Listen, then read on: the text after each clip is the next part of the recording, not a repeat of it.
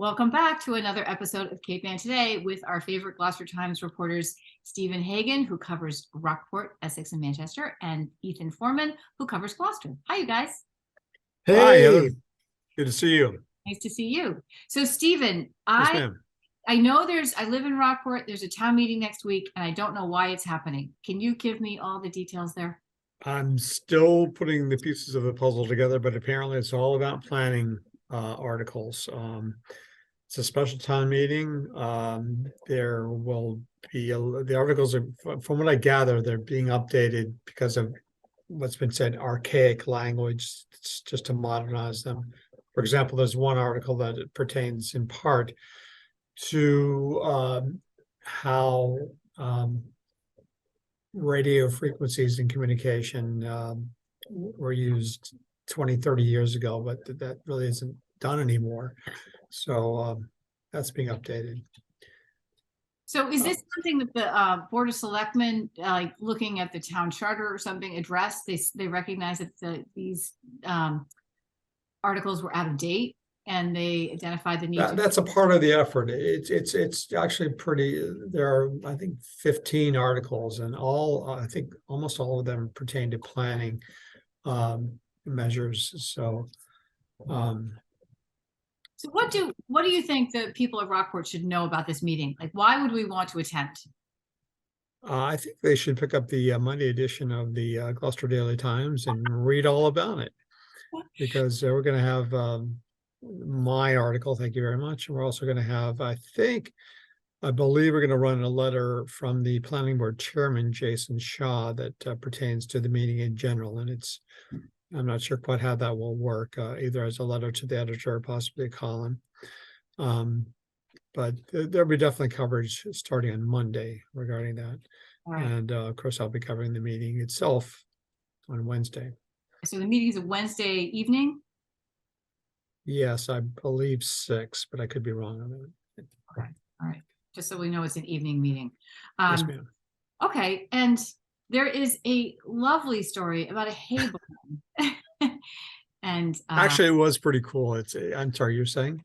There it is. That's not the barn, though, that picture, right? That is the shed, Right. where the barn parts were stored for quite some time. Well, let's not get confused by our sheds and our barns. Okay. Big There's difference. a picture of the barn in that paper, though, Ethan. Could you find the picture of the barn? It's on like page 2. Yeah, we'll do. Okay, thank you. So in that particular story, I guess the barn had been in existence since the 1700s. It was on the site of the current police and fire station in Essex on Route 133. When they built or prior to them building that big new beautiful facility, there it is. Very nice. That's the barn. Yeah, and they took it apart piece by piece, and they stored it on the grounds of the Shipbuilding Museum and Historical Society there in Essex. It was stored in a specially built shed, which There's the shed. there's the shed. Yeah, shed holding the barn. It's a nice shed, too. yeah, it's pretty. I wonder actually that might be one part of the story that I didn't report on. What's going to happen to that shed? Well, But anyway, a little bit of trouble. Wasn't the Shipbuilding Museum in a little trouble because of building that shed? Did that happen? I think there was, as I've learned late after the story ran, I think there was some kind of issue with a lack of special permits that were not obtained. I really shouldn't speak because I'm not sure what happened, but I think there was a question about the building of the shed. Yeah. Let me Okay. say that. All right. Back to the barn. But the cool thing is the overseers of the shed, I won't call them owners, they're not buying it outright, but they volunteered to take the shed. They live on Rockport's Woodbury Hill Farm. I think you're familiar with that. Hold on one second, Stephen. Hold on one second. Yes, ma'am. Okay, my light went out, so start that over. I'm going to edit that out. So The buyers of the barn. The buyers of the barn, a couple, they are, I don't have their names right here in front of me, but they are going to be the overseers of the barn. It's going to be rebuilt. Part of the use of the barn will be to store hay on the second floor. And on the first floor, there'll be storage, there'll be stalls for horses. Now, that was the way the barn was initially operated and built at back in the 1700s, and it stayed that way for quite some time. And then it was developed as a private home. So the new overseers, they're going to reestablish it as a barn. Nice, nice. And yes, that barn will be in my neighborhood, and it is a welcome addition to this really pretty large stretch of. I found the name of the folks that are going to oversee it. It's Aaron Tuffley and Betsy Lorden. Okay. Great, great. Well, congratulations and thank you to Aaron Tuffley and Betsy Lorden, because they are saving and finding a new purpose for this beautiful barn. Unfortunately, it had to leave Essex, but Rockport's really happy to have it. So Ethan, let's talk to you. The federal government is happily dispersing some money again in Gloucester for in two different cases. The first is an effort to make energy efficient commercial fishing vessels and processing plants, right? Yeah, this is kind of interesting. This came from the Angela Sanfilippo. Gloucester Fishermen's people, the Gloucester Fishermen's Wives Association and Massachusetts Fishermen's Fishing Partnership. And so she had this idea because she was seeking grant money for fish cutters. She was trying to tell the fishermen to get fish cutters, makes the operation a lot more efficient if you can cut the fish in 5 hours, 2 hours on your boat instead of 5. Instead of by hand. And so when you go into the processors, it's a cleaner, better thing. And she was like, how do we make fishing more efficient? And look, we're all trying to decarbonize the world, green, all that good stuff. And she hit upon this idea of getting a federal grant, or applying to study how to make the fishing industry and the seafood processing industry more efficient, right? So if you have, I was talking to Monty Rome of Intershell. Now, he hadn't heard about this program, but he said, hey, if I can get a more efficient freezer, save money, it saves money. And if you think about a fishing boat, many of these fishing boats are 40 and 50 years old.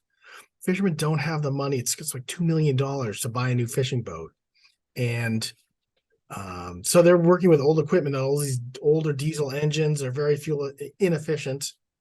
Maybe there's some way they could run on, biodiesel, or maybe there's some ways they could be repowered, even a more fuel efficient diesel engine. I was talking to Al Catone, the head of the Gloucester Fisheries Commission.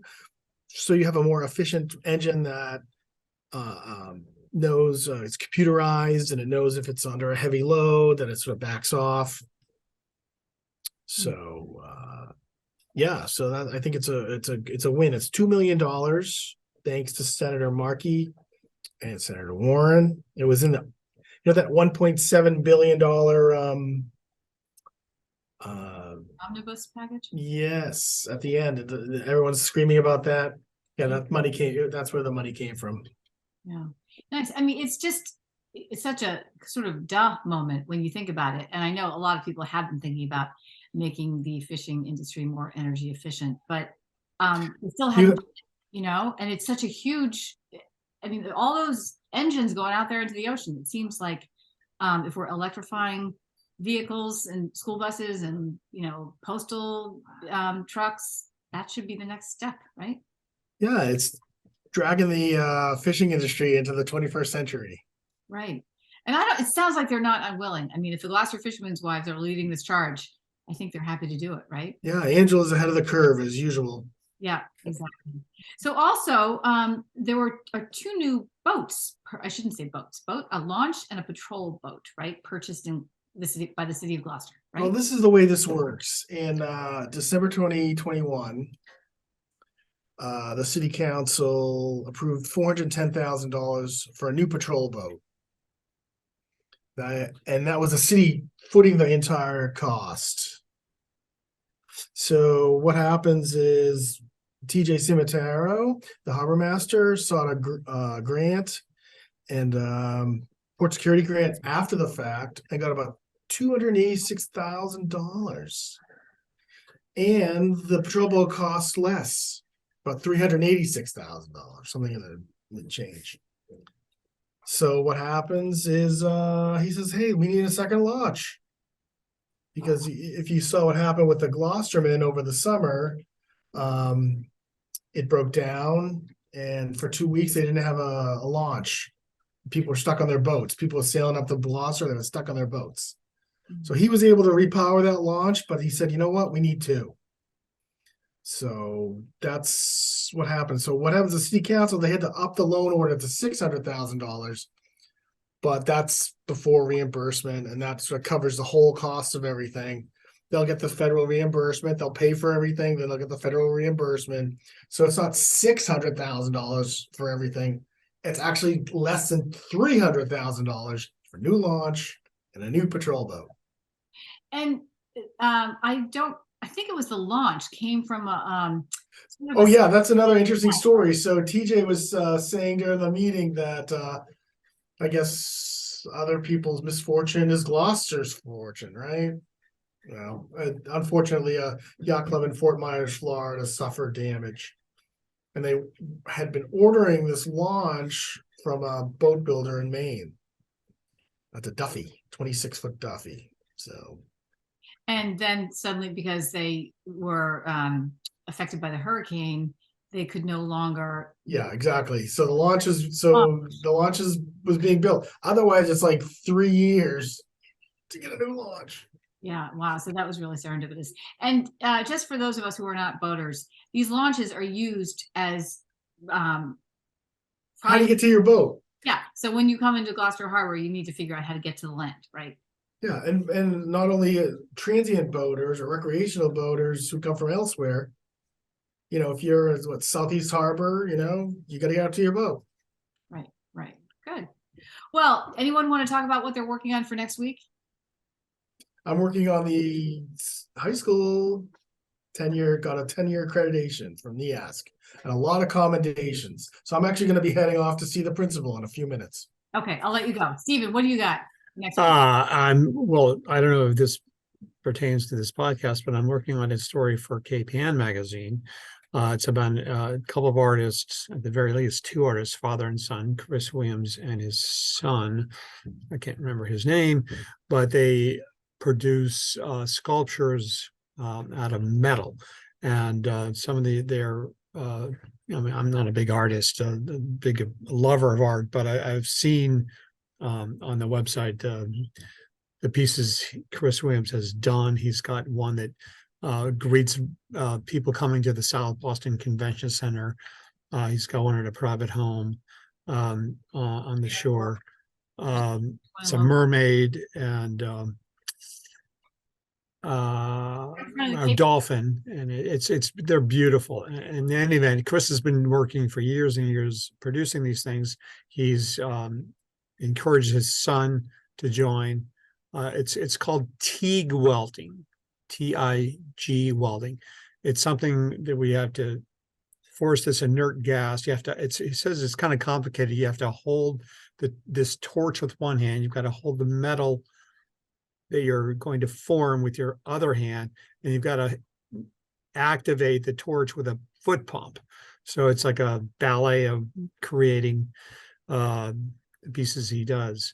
Now he's getting his son into it. His son started with the little things. Now he's actually been hired, or is being considered to do artwork at a brewery out in Michigan. So the family story is really pretty interesting, and I could go on about other people in the family and some of the things they've done. But Chris Williams, great story. And Chris, for people who don't recognize his name, he did the serpent that sits at the front entrance of the Cape Ann Museum. And it's a piece with a lot of character. It's really nice. Yeah, they do beautiful Yeah, work. really. All right, well, thank you guys, and I'll talk to you next week. Heather, Bye, Heather. Interested in a sponsorship? Email sponsor@1623studios.org to learn more.